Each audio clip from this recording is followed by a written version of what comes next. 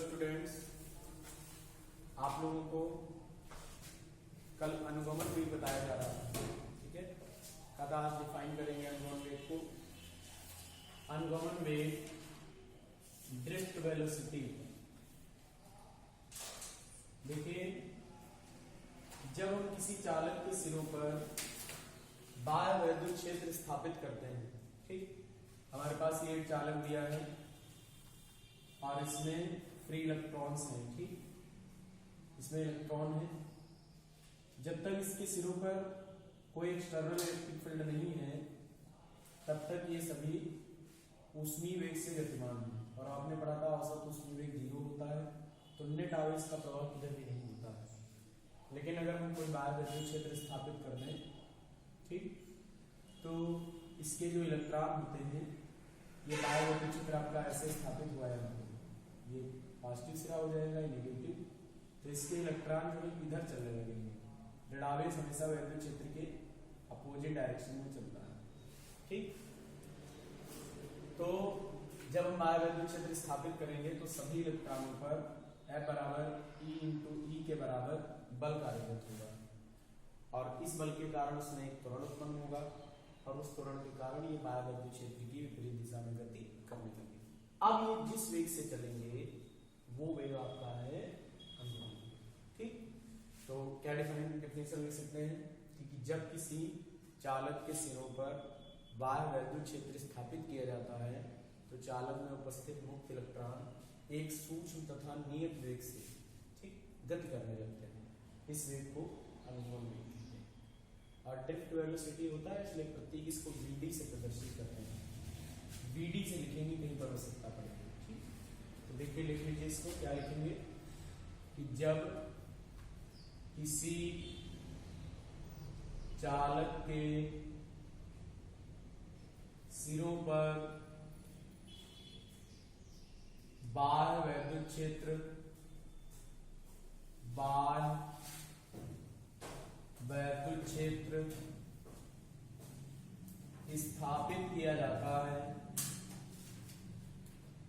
स्थापित किया जाता है, तो चालक में उपस्थित मुक्त इलेक्ट्रॉन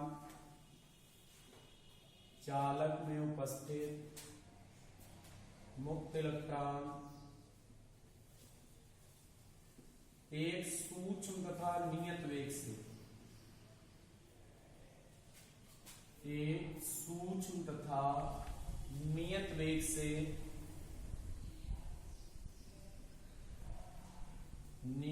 से देखिए, वैसे इलेक्ट्रॉन किधर चलेंगे?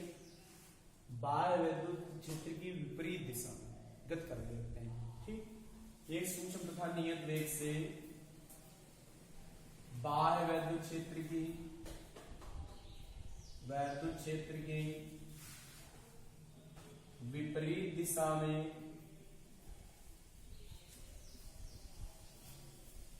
गति करने लगते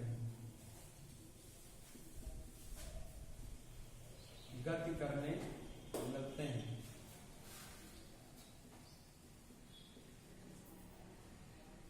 चालक में उपस्थित मुक्त इलेक्ट्रॉन एक सूक्ष्म तथा नियत वेग से बाह्य वैद्युत क्षेत्र की विपरीत दिशा में गति करने लगते हैं। इस वेग को अनुगमन वेग कहते हैं।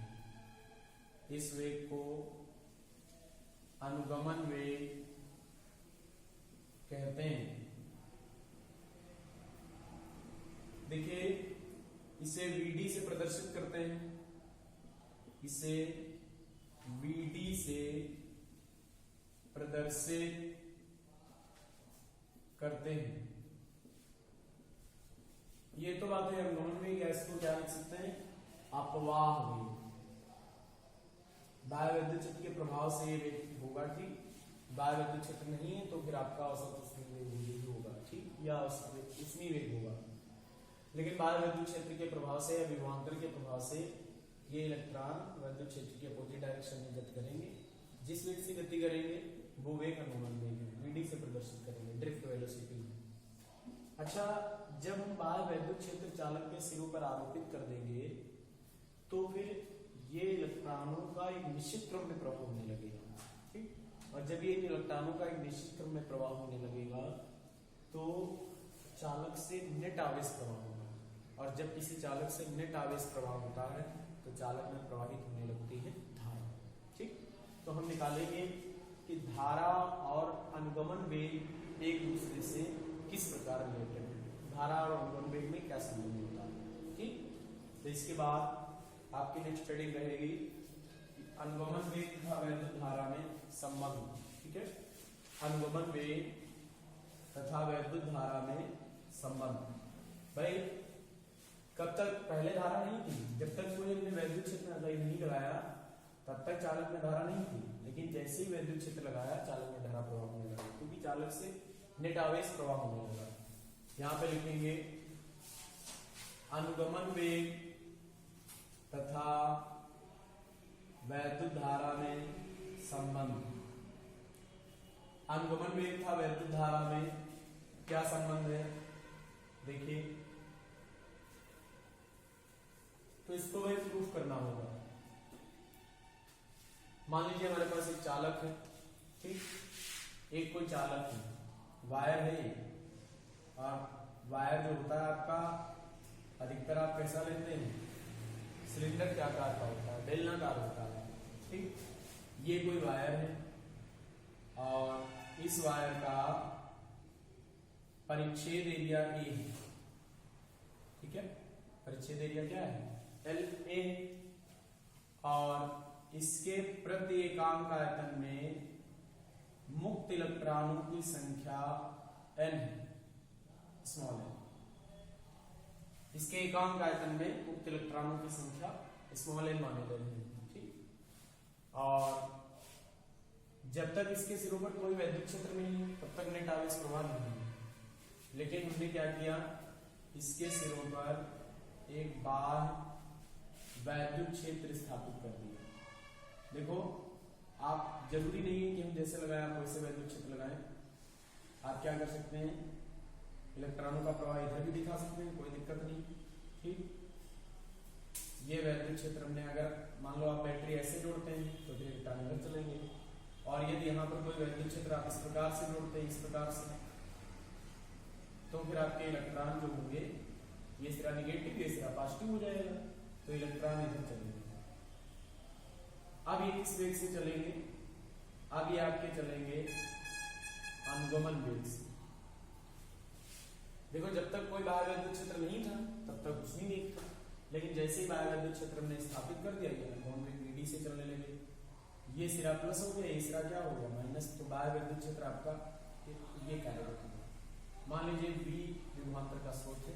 ठीक, और इस जो चालक हमने लिया था इसकी लेंथ को क्या मान लो, एल मान लो, चालक की लंबाई एल। इसके प्रति एकांक आयतन में मुक्त इलेक्ट्रॉनों की संख्या क्या है, एन, स्मॉल एन। परिच्छेद क्षेत्रफल क्या है, ए। आज जब हम कोई बैटरी या कोई बाह्य स्रोत लगाएंगे तो आपके इलेक्ट्रॉन उधर चले तो धारा किधर मिलेगी, उल्टी डायरेक्शन में, धारा का प्रवाह इधर होगा, तो धारा आपकी परिपथ में ऐसे प्रवाहित होगी, क्योंकि हम जानते हैं धारा का प्रवाह जो है इलेक्ट्रॉनों की गति की विपरीत दिशा में होता है, या ऋणावेश प्रवाह की विपरीत दिशा में होता है। ठीक, तो मान लेंगे कि माना एल लंबाई तथा ए परिच्छेद क्षेत्रफल, ए परिच्छेद क्षेत्रफल वाले चालक के प्रति एकांक आयतन में, प्रति एकांक आयतन में मुक्त इलेक्ट्रॉनों की संख्या n है, मुक्त इलेक्ट्रॉनों की संख्या n है। ठीक है, मुक्त इलेक्ट्रॉनों की संख्या क्या है, n है। एकांक आयतन में मुक्त इलेक्ट्रॉनों की संख्या जो है n। ठीक, अच्छा यहाँ पर ये भी कहा जा सकता है चालक के सिरों पर बाह्य वैद्युत क्षेत्र लगाने पर चालक में उपस्थित इलेक्ट्रॉन अनुगमन वेग vd से गतिमान हो जाते हैं। ठीक, यहाँ मुक्त इलेक्ट्रॉनों की संख्या n है। और अब आप सोचो जरा कि जब हम चालक के सिरों पर वैद्युत क्षेत्र लगाएंगे तो जो इलेक्ट्रॉन चालक के इस सिरे से वहां तक जाएगा, अनुगमन वेग से तो चलना है, साथ में L दूरी तय करेगा। ठीक, यहां से कोई इलेक्ट्रॉन बाह्य वैद्युत क्षेत्र के प्रभाव से जब गति करेगा, तो यहां से कोई इलेक्ट्रॉन जब यहां तक जाएगा तो वायर की लंबाई के बराबर दूरी तय करेगा। किस वेग से तय करेगा? अनुगमन वेग से तय करेगा। ठीक, तो एकांक आयतन में मुक्त इलेक्ट्रॉनों की संख्या क्या है? n है। चालक के सिरों पर बाह्य वैद्युत क्षेत्र लगाने पर, बाह्य वैद्युत क्षेत्र लगाने पर इलेक्ट्रॉन अनुगमन वेग vd से गतिमान हो जाते हैं। इलेक्ट्रॉन अनुगमन वेग vd से, देखो ये जो अनुगमन वेग vd यहां पर निकला है, ये सब इलेक्ट्रॉनों का औसत अनुगमन वेग है। ठीक, सबका अलग अलग होगा कुछ ना कुछ, लेकिन औसतन हमने क्या मान लिया? vd, सबका मिलाकर vd मान लिया औसत। तो अनुगमन वेग vd से गतिमान हो जाते हैं, गतिमान हो जाते। ठीक, अब मान ले यदि इलेक्ट्रॉन t समय में L दूरी तय करें, L दूरी कौन सी? चालक की लंबाई। ठीक, यदि इलेक्ट्रॉन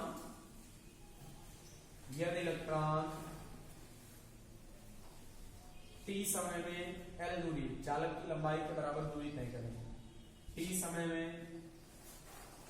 L दूरी तय करें, L दूरी तय करें, तो आप लोग जानते हैं कि दूरी बराबर चाल गुणे समय होता। ठीक, दूरी बराबर क्या होता है? चाल गुणे समय। अच्छा, दूरी बराबर चाल गुणे समय होता है। दूरी आपकी L होगी, चाल कौन सी होगी? अनुगमन वेग vd हो गया, टाइम कितना हो गया? t। यहां से vd का मान निकाल सकते हैं। ठीक, तो क्या आ जाएगा? L बराबर चाल हो गई vd, टाइम क्या हो गया? t। छोड़ दो इसको, दूरी L equal to vd into t हो गया, इसको छोड़ दिया। अब आप देखो, आपने एकांक आयतन में कितने इलेक्ट्रॉन माने थे?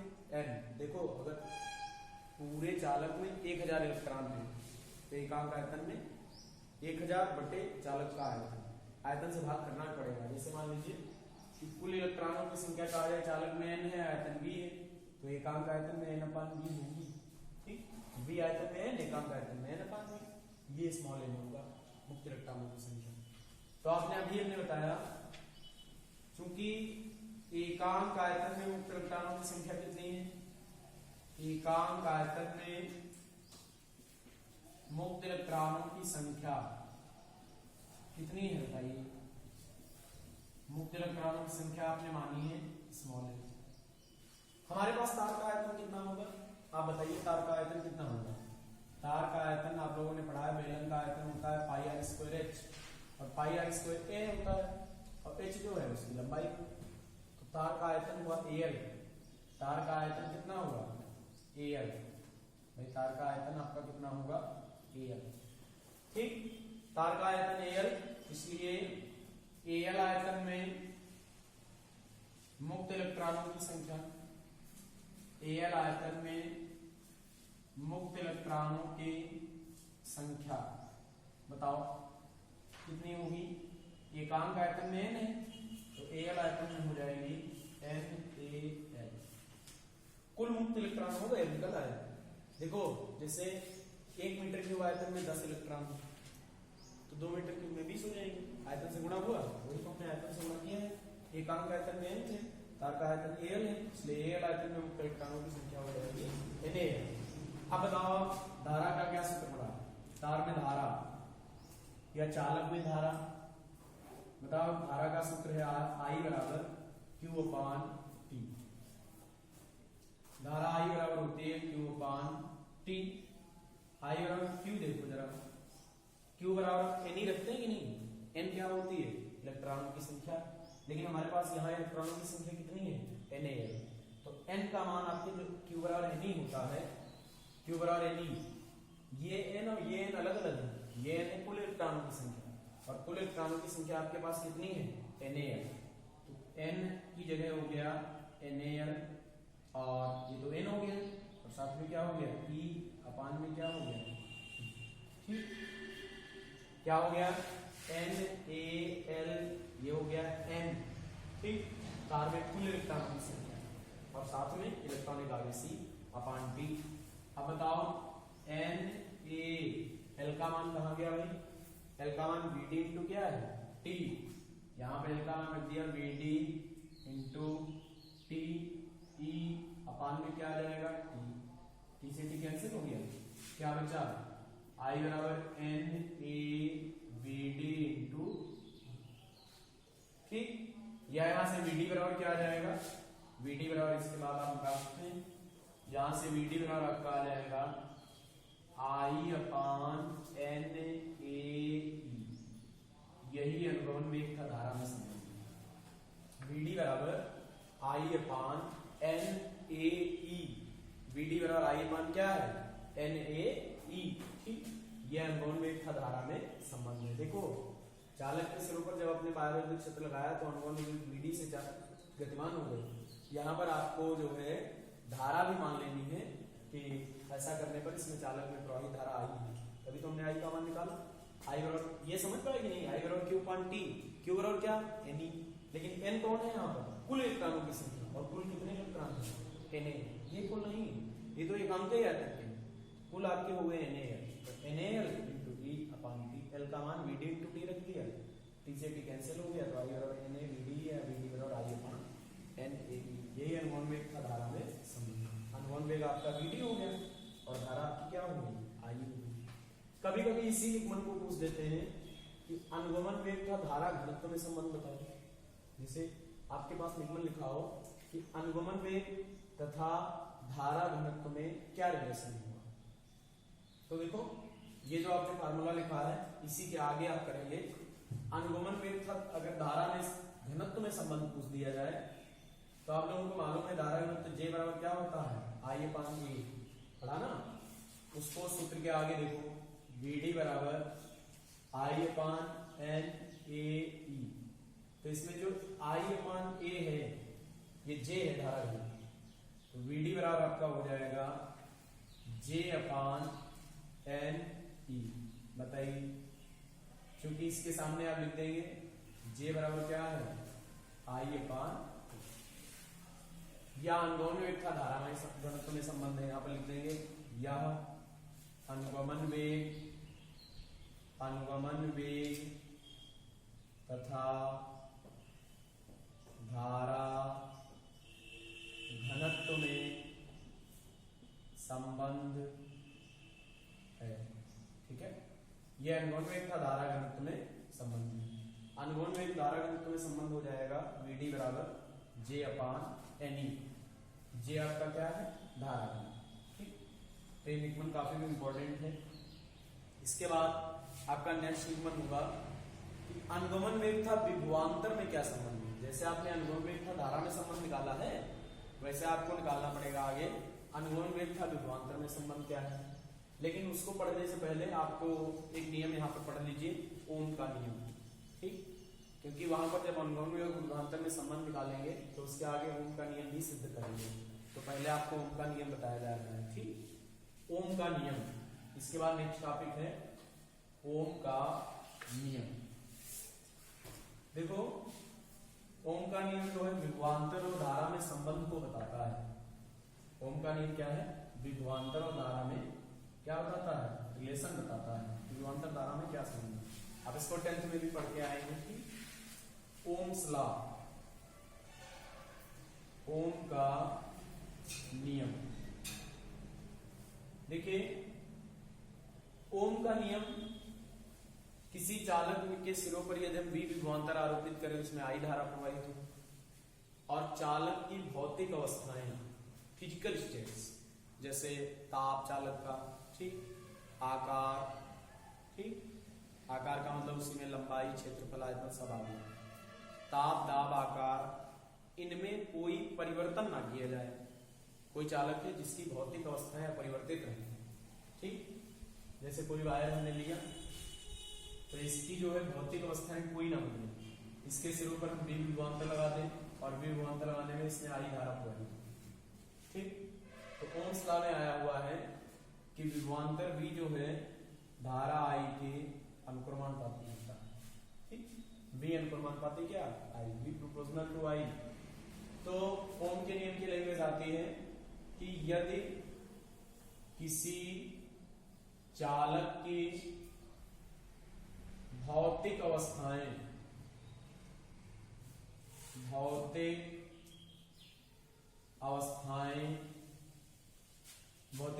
जैसे जैसे आप लिख देंगे ताप, दाब, आकार आदि, इसको ब्रैकेट में कर देना। यह किसी चालक की भौतिक अवस्थाएं जैसे ताप, दाब, आकार आदि ना बदली जाए, ठीक है। तो चालक के सिरों पर आरोपित विभवांतर उसमें प्रवाहित धारा के अनुक्रमानुपाती होता है, ठीक।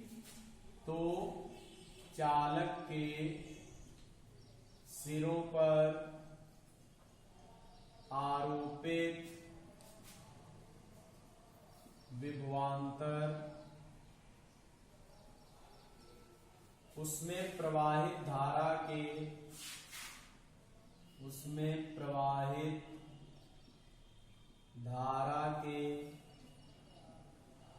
अनुक्रमानुपाती होता है, ठीक है, अनुक्रमानुपाती होता है। देखो बहुत लोग अनुक्रमानुपाती का मतलब नहीं जानते। अनुक्रमानुपात में दो राशियां तब कही जाती हैं जब एक के बढ़ने पर दूसरी बढ़े, एक के घटने पर दूसरी घटे तो अनुक्रमानुपात है, लेकिन एक के बढ़ने पर अगर दूसरी घटे तो व्युत्क्रमानुपात है। इसका अर्थ है कि अगर किसी चालक में प्रवाहित धारा का मान बढ़ जाए तो विभवांतर बढ़ जाएगा, या यदि किसी चालक के सिरों पर आरोपित विभवांतर के मान में वृद्धि कर दी जाए तभी चालक में प्रवाहित धारा का मान बढ़ जाएगा, ठीक।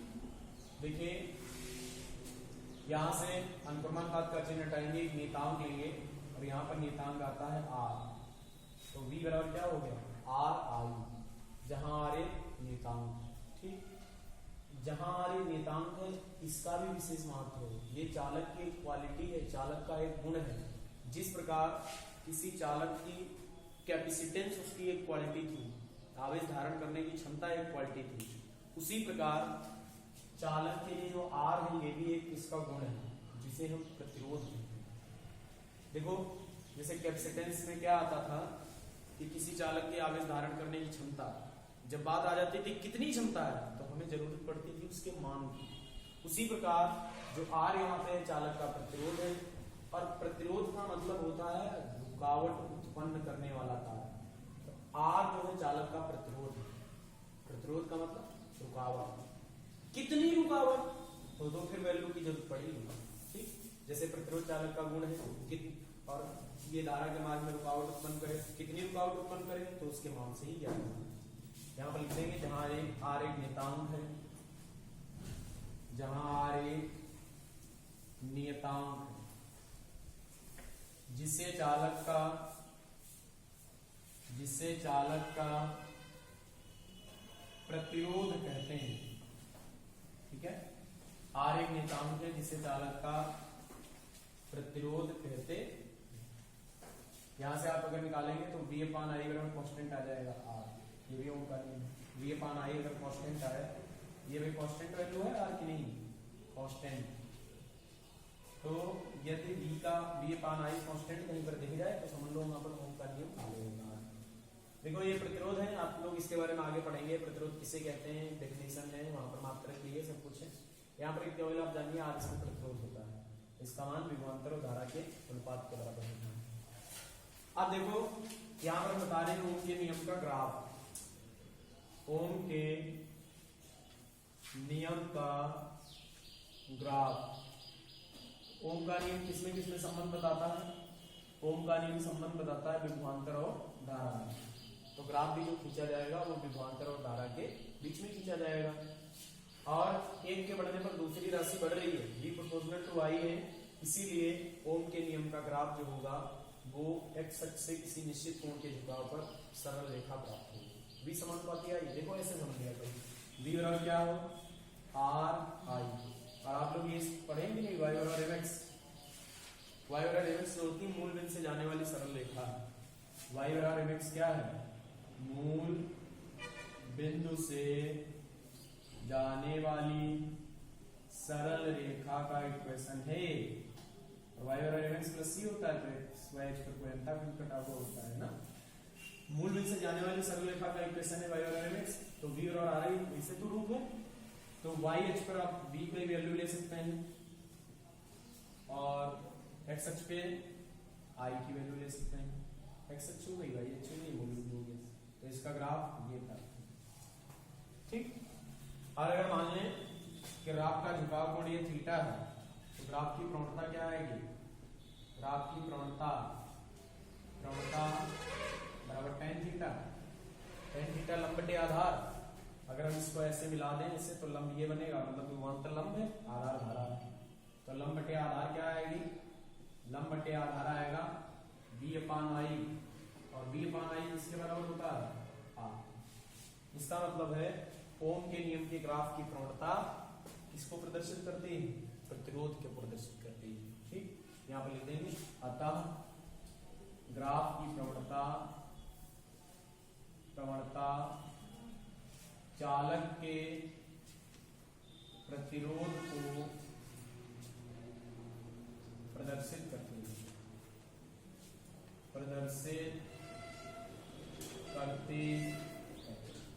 ठीक। ऐसे ओम का नियम का ग्राफ बन जाएगा। अच्छा, अगर यही ग्राफ तुम्हें क्वेश्चन में दिया जाए और ऐसी शर्त हो, ये नोट मत करना, समझ लीजिए, इधर विभवांतर V हो, इधर धारा I हो, कहा जाए कि चालक का प्रतिरोध बताओ थीटा के बनो, तो कैसे निकालेंगे आप। तो आपको मालूम है कि प्रतिरोध का सूत्र होता है R बराबर V अपान I होता, लेकिन इस बार V आपने x पे लिया है और I किस अक्ष पे है, y अक्ष पे। तो V तो आधार हुआ और I क्या हुआ, लंब। तो V हो गया आधार और I क्या हो गया, लंब।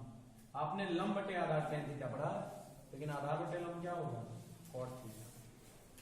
तो अगर क्वेश्चन आपको दिया जाए विभवांतर x अक्ष पे हो, धारा y अक्ष पे हो, तो चालक का प्रतिरोध cot थीटा के बराबर है। और अगर विभवांतर y अक्ष पे हो, धारा x अक्ष पे हो, तो प्रतिरोध का सूत्र आपका रहेगा tan थीटा से प्रतिरोध निकाला है।